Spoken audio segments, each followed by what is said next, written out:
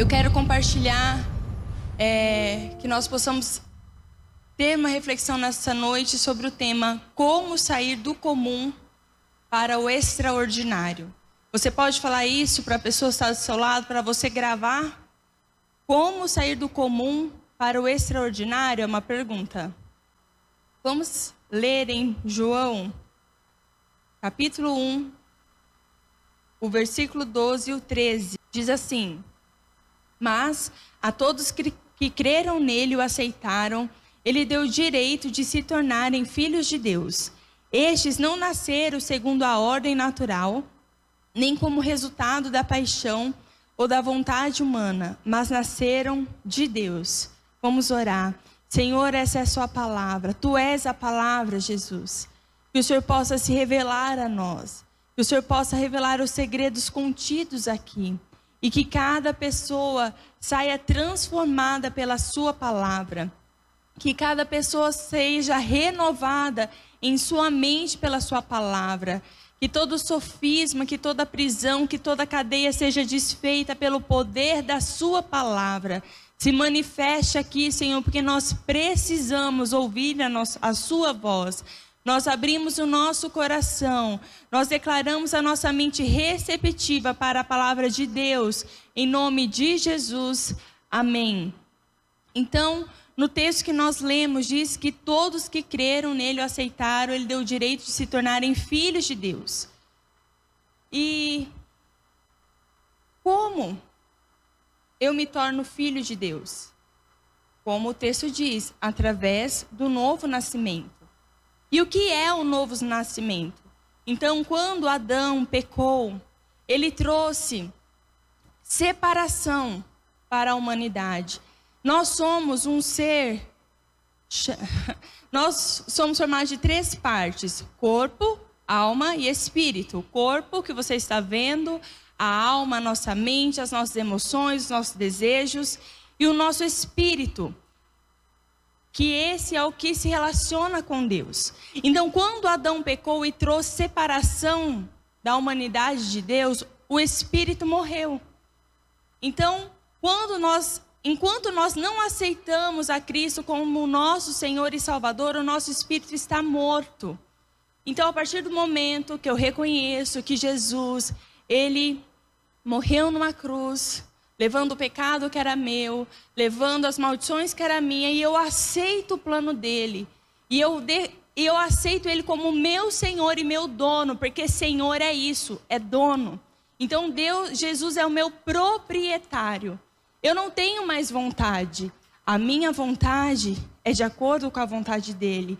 Eu faço de acordo com as suas palavras, de acordo com os seus mandamentos. Então, a partir desse momento que eu confesso publicamente que eu recebo Jesus como meu dono, o meu espírito nasce de novo. Então ele se torna vivo. E a partir desse momento, eu então me torno semelhança de Deus. Porque o espírito estava morto, estava separado de Deus. Mas a partir do novo nascimento, o meu espírito se torna vivo. Então eu me torno filho, então eu me torno imagem e semelhança de Deus. Se você não nasceu de novo, você ainda não é filho de Deus. É necessário nascer de novo.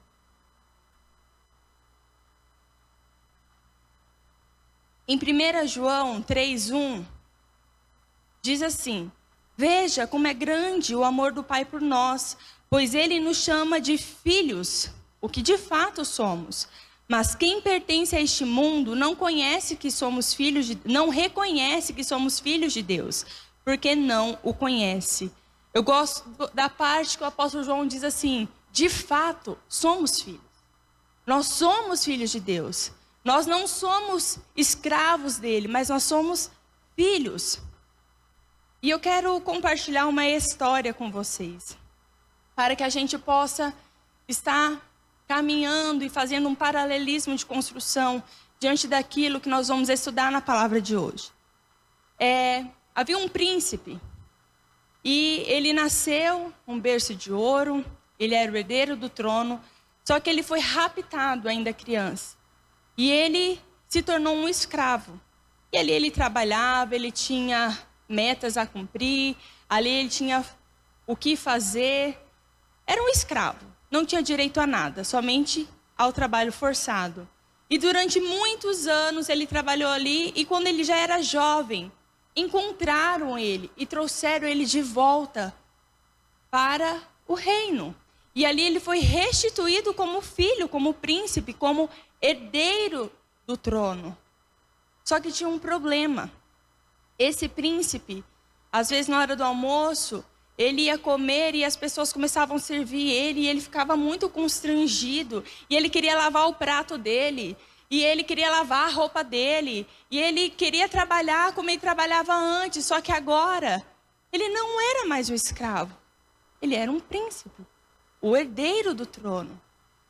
Só que ele não se via como um, ele não se sentia como um, e ele não se comportava como um herdeiro. A sua mente, o seu coração, eles precisavam ser reprogramados.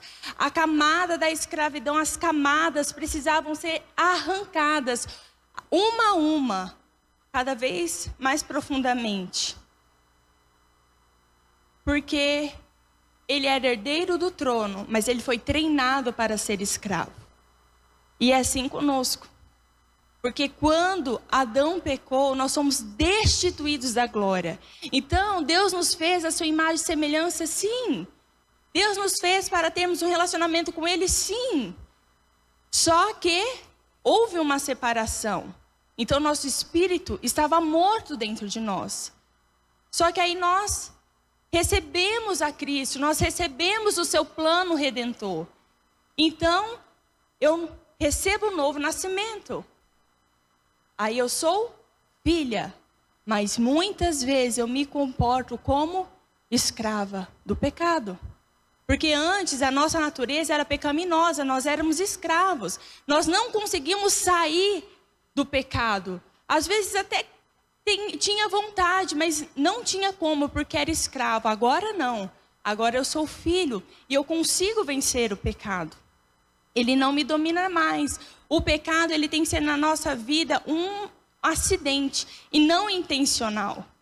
Porque cada vez que eu peco intencionalmente, ou seja, eu sei que eu estou errando, eu sei que Deus não concorda com aquilo que eu estou fazendo, eu estou assumindo mais uma vez a minha natureza pecaminosa.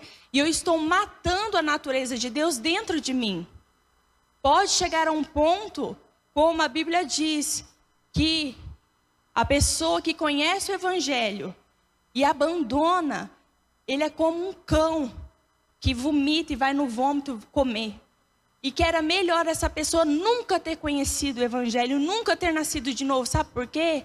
Porque para ela vai ser pior a condenação do que para quem nunca ouviu falar de Jesus.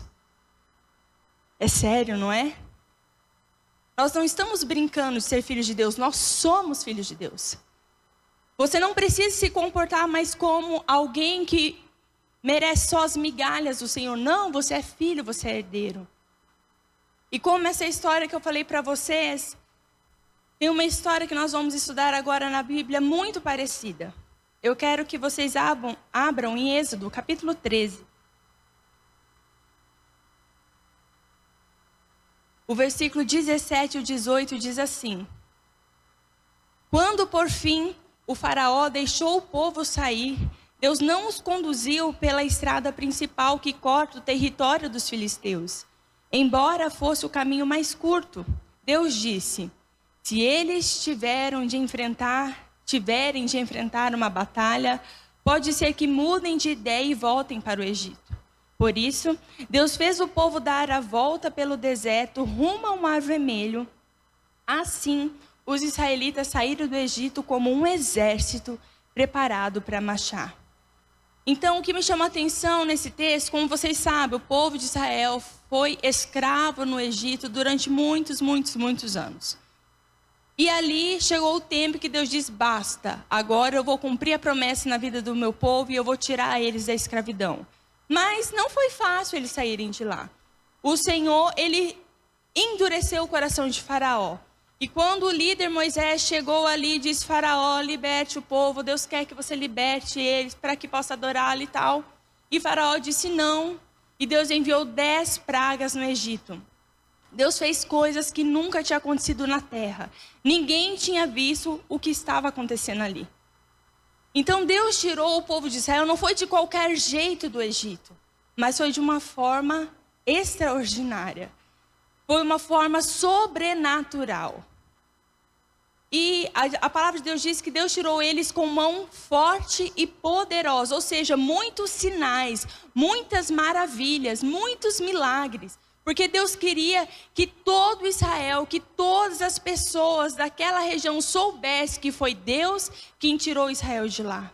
E que não era para mexer com o povo dele, porque eles tinham um Deus poderoso. Só que quando eles saíram do Egito, tinha o caminho mais curto, mais rápido, o mais óbvio. E Deus falou assim, não, eu não vou levar o meu povo por esse caminho, porque se eles passarem no meio dos filisteus e eles tiverem que batalhar, eles vão voltar para o Egito. Como assim? Que mentalidade é essa? Gente, Deus tirou o povo de Israel de forma triunfal do Egito. Israel não saiu do Egito com mão abanando. Eles saíram ricos de lá. Porque Deus deu uma ordem, olha, quando vocês forem sair, vocês peçam para os vizinhos, para os egípcios, quem vocês verem na frente. Me dá o ouro, me dá a prata, me dá as pedras preciosas, me dá tudo que você tem de valor. Sabe o que as pessoas fizeram? Deram. E eles despojaram o Egito, eles saíram muito ricos de lá. Então, além dos milagres, ainda saíram cheios de grana. E aí, como assim essa mentalidade tão inferior, que quando ele chegar diante dos filisteus, um povo muito menor, tem menos capacidade de luta, eles falariam, não, melhor voltar para o Egito e ser escravo, toma seu dinheiro de volta, me dá o meu trabalho, pode bater nas minhas costas, lerê, prefiro ficar por aqui. Não tem lógica. Eles não conseguiam confiar e entender que eles confiaram em Deus e entender que eles não eram mais escravos. Israel, eles não tinham sido curados em sua identidade de povo de Deus. Eles agiam e se comportavam como escravos, mas também 430 anos. É muito tempo, vocês não concordam? Então foi de geração em geração. O pai era escravo, morreu, o filho era escravo, morreu, neto era escravo, morreu, bisneto. Imagina, nós somos muitos mais novos de 430, não é verdade? E nós precisamos muitas vezes lutar contra uma mente escrava. Imagina um povo que viveu 430 anos, sem direito algum. O brasileiro, ele tem muito essa mente, infelizmente, mas em nome de Jesus nós seremos a geração que mudaremos essa realidade. O brasileiro, ele tem muita a mente do cachorro vira-lata. Tudo de fora é melhor, menos o nosso é melhor. Tudo, os outros países é tudo cachorro de raça, nós é tudo cachorro vira-lata. Mas que mente escrava é essa? Quem disse que eles são melhores? Ninguém é melhor do que ninguém. Quem é filho de Deus é o povo que vai morar no céu, amém? Quem não é, o povo vai morar no inferno, amém? E daí? Ninguém é melhor do que ninguém. Bom é só um, Jesus que é o bom. Então nós precisamos mudar essa mente. Nós precisamos ser renovados em nosso entendimento, porque assim nós vamos experimentar a boa, a perfeita e agradável vontade de Deus. E ainda ali no capítulo 13, no versículo 21, nós vemos que Deus ele ainda se manifestava a Israel. Então não era somente ter feito os milagres, ter deixado o povo rico. Durante a caminhada no deserto, não tinha sombra, era um deserto, não tinha árvore. Então o que Deus fazia? Deus colocava uma nuvem para fazer sombra para o povo caminhar. Gente, era milhares e milhares de pessoas, não era 10 pessoas. Imagina o tamanho dessa nuvem, imaginou? Era milhares e milhares de milhares. Adultos, crianças, cachorro, gato, cavalo, vaca, camelo, jumento, tudo. Tudo que eles tinham estava ali. E à noite, Deus se manifestava como uma coluna de fogo para aquecer e para espantar os animais que poderiam atacar o povo. Então ainda Deus continuava se manifestando Havia milagres todos os dias ali, e mesmo assim, eles não foram capazes de acreditar no poder do Senhor, por causa da mente. Eles eram o povo de Deus, mas não se viam como o povo de Deus. Em Êxodo 14, o versículo 10 e o 12, nós vamos ler, diz assim: quando o faraó se aproximava, os israelitas levantaram os olhos e viram os egípcios marchando contra eles. Em pânico, clamaram ao Senhor e disseram a Moisés: por que você nos trouxe ao deserto para morrer? Não havia sepulturas no Egito? O que você fez conosco? Por que nos forçou a sair do Egito? Bem, continuando a história, a grande história que todo mundo conhece porque passou na novela, né? Eles estão caminhando e de repente o exército aponta atrás. Só que tem um porém. Na frente tem o mar. Não dá para voltar, não dá para ir para frente. O que fazer? O que fazer? Culpar o líder, dizer que não deveria ter saído do Egito, entrar em pânico.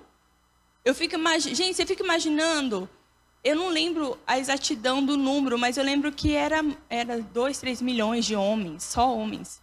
Fora mulheres, crianças, era muita gente. Em pânico. Não tinha policial, não tinha revólver, não tinha um megafone para o Moisés falar assim: calma, calma, calma, não criemos pânico. E os israelitas, diante desse problema, por que era um problema? Eles não viam a oportunidade que Deus estava dando a eles para fazer um milagre. Eles só viam um problema, eles só viam a destruição, eles só viam a morte. E essa situação faz com que a gente possa fazer uma pergunta. Quando você tem um problema na sua vida, como você reage? Você fica vendo que não tem solução, que é o seu fim? Ou você fala assim: é uma oportunidade para Deus fazer um milagre. É uma oportunidade para eu crescer. É uma oportunidade para eu ser uma pessoa melhor. Então, quando você é casado e tem um problema no seu casamento, o que você faz? Vou largar, não é para mim. Não, é uma oportunidade para Deus te tratar e te fazer uma pessoa mais gentil, mais tolerante, mais doce, mais amável. Quando você tem um problema no seu emprego, eu vou sair. Não! É uma oportunidade de você orar, jejuar, conhecer mais a Deus, ser luz naquele local. Através da sua vida, as pessoas veem que você está com dificuldade, mas o Senhor está te abençoando ali. Então, diante do problema, como você se comporta? A dificuldade, a dor, não é para te destruir, mas é para te levar a outro nível. É para te ajustar, é para te aperfeiçoar. A dor não é para te paralisar, não é para te fazer sofrer. As adversidades que nós enfrentamos, no final, será fonte de estabilidade para nós. Eu queria falar um pouco sobre a árvore. A palavra de Deus diz que nós somos árvores. Por quê? Porque a árvore conhece pelo fruto. Então imagine uma árvore pequena. Ela foi plantada ali, ela ainda é pequena. E ela passa por adversidade. Às vezes vem ventos fortes e essa árvore ainda tem o seu tronco, o seu caule ainda mole. E ela balança para lá e para cá. As suas raízes ainda são rasas, são fracas. Parece que às vezes ela vai ser arrancada. Ou então um calor insuportável. Aquela árvore está ali, um calor. Imagina se essa árvore pudesse falar e ela falasse assim para o agricultor: por favor, me tira daqui. Eu não aguento esse vento, ele vai me arrancar daqui. Esse calor está insuportável, me põe num local melhor. Se isso acontecesse, pense comigo, o agricultor ficasse com dó, fala: ai, tadinha, vamos colocar no lugar melhor. Aí colocava, replantava ela ali. Só que ali também tinha vento e sol, e replantava ela lá, replantava.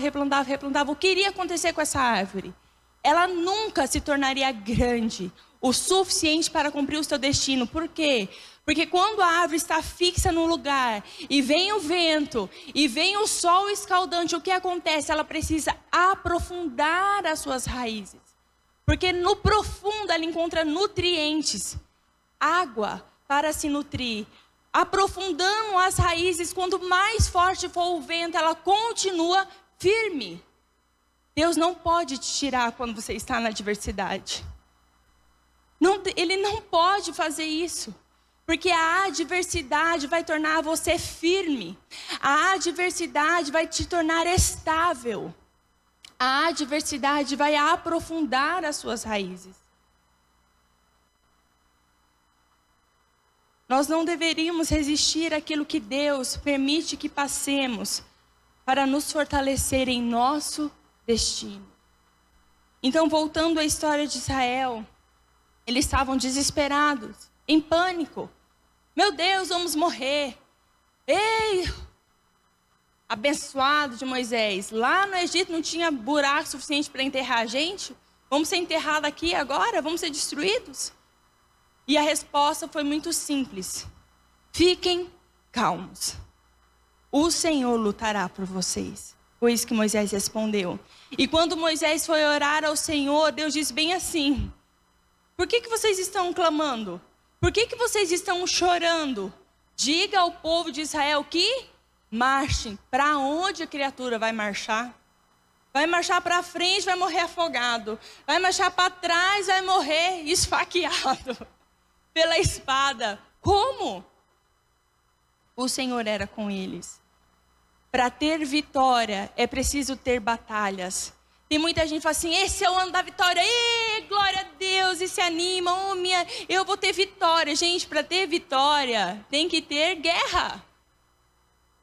A Bíblia diz que em Cristo nós somos mais do que vencedores. Para vencer alguma coisa, precisa ter um obstáculo, precisa ter dedicação, precisa ter, sei lá, o que mais? Comprometimento ralo.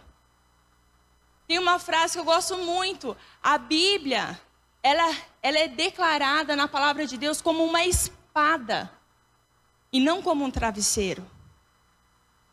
Ah, minha Bíblia, a palavra de Deus, agora eu estou segura. Põe a espada na cabeça para você ver. A espada é para lutar. A palavra de Deus é para você usar ela para você guerrear contra as forças da maldade que existe na terra, que tenta te destruir. Gente, eu falei em uma reunião essa semana, a palavra de Deus fala que, olha, nos finais dos tempos, o amor de muitos esfriaria. Aí, às vezes, a gente raciocina assim, é verdade, né? Eu lembro uma vez que houve um acidente aqui em Carapó, uma mulher estava passando a rotatória, um caminhão estava fazendo a rotatória, e pegou nessa mulher de bicicleta e ela caiu, passou em cima dela, e abriu a cabeça e massa cinzenta, o cérebro, ficou no asfalto. Sabe o que muitas pessoas fizeram? Filmaram. E quando eu vejo as situações, eu fico pensando, por que a criatura está filmando?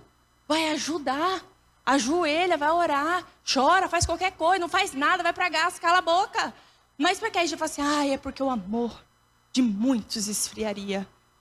Mas o amor de muitos esfriar não é para as pessoas que não são filhas de Deus. Esse texto estava falando para os filhos de Deus. E estava dizendo assim, olha, cuidado. Porque no final, o amor de muitos dos filhos vai se esfriar e eles serão enganados. A palavra de Deus, jovem, não é para você descansar, mas é para você batalhar. A nossa vida é uma guerra. Jesus diz, olha, no mundo tereis aflições, mas tem de bom ânimo, porque eu venci. Então vocês também vão vencer. É claro que com Jesus há bênçãos. É claro que com Jesus há muitas coisas boas, é óbvio. É muito melhor com Jesus do que sem Jesus. Eu não tenho coragem de abandonar o Senhor. Mas é uma batalha. Então não olhe para as adversidades. Olhe para quem você é em Deus. Quem você é? Filho. Sabe o que Jesus disse? Que em seu nome nós faríamos obras maiores do que ele fez. Para quem é isso? Para os filhos. Isso está disponível para você. Não é para uma parcela seleta. Não é para o pastor, é para você. Você é filho. E por que você não está desfrutando disso? Porque talvez você tenha baixado a guarda e não tenha guerreado. Viva, pense, sinta, se comporte como o filho de Deus que você é. Nós somos filhos do Rei do Universo.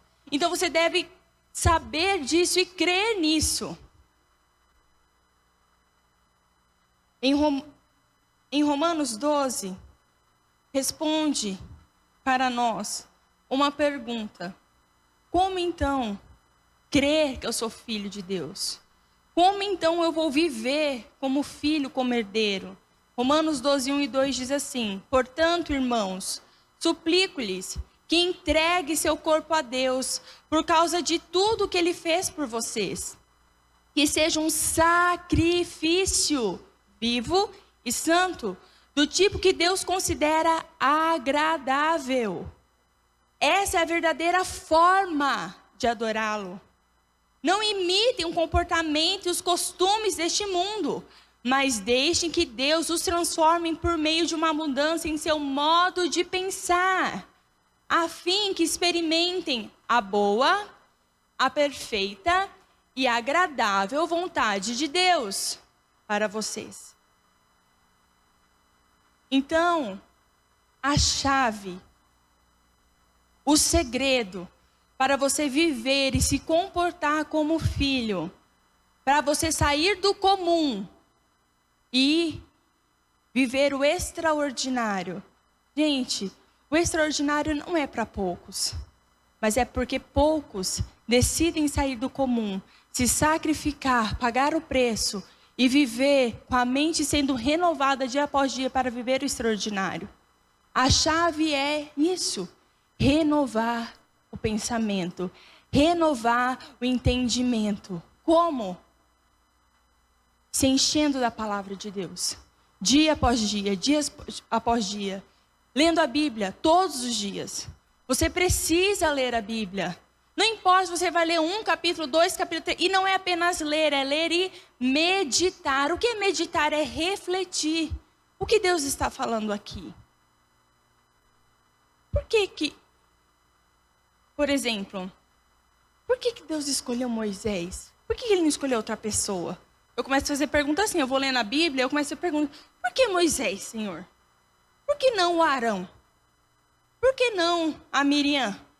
Por que ele? O que ele tinha? Que ele pôde ver a sua face um monte de vezes, conversar com o Senhor um monte de vezes. Por quê?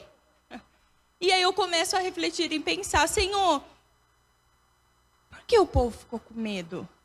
Senhor, por que o povo não confiou em Ti? Não tem lógica, o Senhor estava fazendo um monte de milagres. Puxa, Pai, mas quantas vezes o Senhor faz um monte de milagre na minha vida e eu também não confio em Ti? Isso é meditar na palavra. Então nós precisamos meditar dia após dia. Quando o povo de Israel recebia o maná, que era o alimento que Deus mandava do céu para eles, Deus mandava recolher a porção do dia. Então, eles não podiam pegar uma quantidade suficiente para um mês e não ir buscar, porque, enche o saco. Não, eles tinham que ir todos os dias. Então, não adianta você ler metade da Bíblia em um dia e passar 2 anos sem ler. Vocês estão compreendendo? Precisa ter porção diária, você se encher da palavra. Por quê, Dini? Para a sua mente ser renovada pela palavra de Deus. Você precisa ler livros, leia livros. Não fictícios, clássicos. Não, livros da palavra de Deus. A média mundial é que as pessoas leem 12 livros por ano. Sabe qual é a média do brasileiro? Infelizmente, é 5 livros por ano. E se duvidar, se a gente fazer uma média aqui, nenhum livro por ano as pessoas leem. Ok, então, eu só fico no Instagram, eu só fico ouvindo podcast, eu só fico assistindo filme, eu estou me enchendo disso. A minha mente está sendo renovada, só que não é pela palavra de Deus.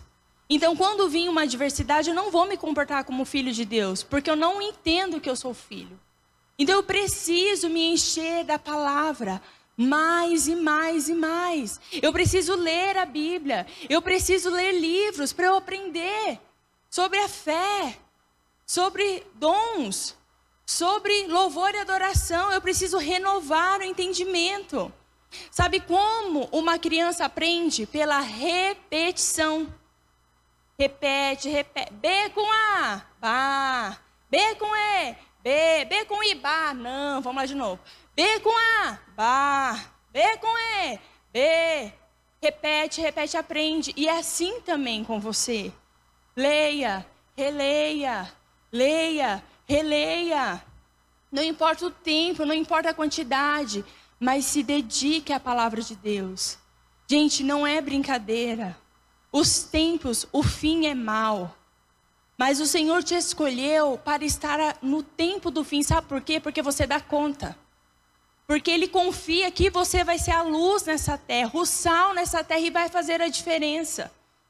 Ele confia que você é capaz. Moisés não foi capaz de ver esse tempo, por isso que ele viveu lá. O pior dos tempos está quem? Você. Porque você é capaz de aguentar. Você tem um Pai que mora no céu, que está com você dia após dia. A Bíblia diz, se você meditar na palavra dia e noite, você vai encontrar sucesso. Tem gente que quer encontrar o sucesso no dinheiro, na profissão. Mas se não tiver a palavra do Senhor, ele nunca vai ser realizado e satisfeito. Então, é desta forma que você vai sair do comum para viver o extraordinário. É deixando a sua mente ser renovada dia após dia pela palavra de Deus. Eu amo a palavra de Deus. E eu entendo quando o salmista, quando Davi dizia, Senhor, eu amo a sua palavra. Eu tenho prazer na sua palavra. Gente, quantas vezes eu estou lendo a Bíblia e eu começo a ficar constrangida porque os meus erros são expostos. Porque começa a mostrar a sujeira que eu preciso abandonar. E começa a me dar força e ânimo. Fala, não, o Senhor está comigo, eu vou vencer. Eu olho para a muralha e falo assim, não, eu consigo pular ela, porque o Senhor é comigo. Mas eu não estou cheio da palavra. Não vai dar certo. Eu vou desistir, eu vou perder a fé. Que nós não sejamos essa pessoa que desiste, amém? Fique em pé. Vamos orar. Senhor Jesus, muito obrigada pela sua palavra. Obrigada, Senhor, porque o Senhor nos ensina. Obrigada, Senhor, porque o Senhor revela os segredos contidos ali. Obrigada, Jesus. E eu te peço, não nos deixe desistir. Senhor, quantos aqui talvez pararam na caminhada? Não importa. A partir de hoje, eles vão recomeçar. E de novo, quantas vezes forem necessárias, meu Deus. Mas eles não vão desistir de buscar a santidade, de buscar ao Senhor em primeiro lugar.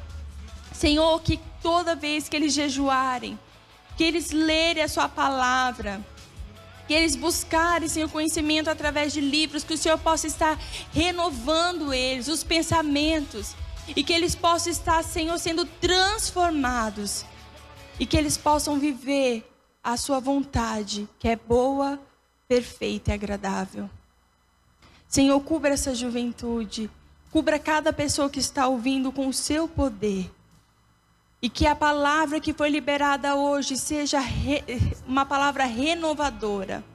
Que os sofismas, que as cadeias, que as mentiras impostas pelo inimigo sejam destruídas.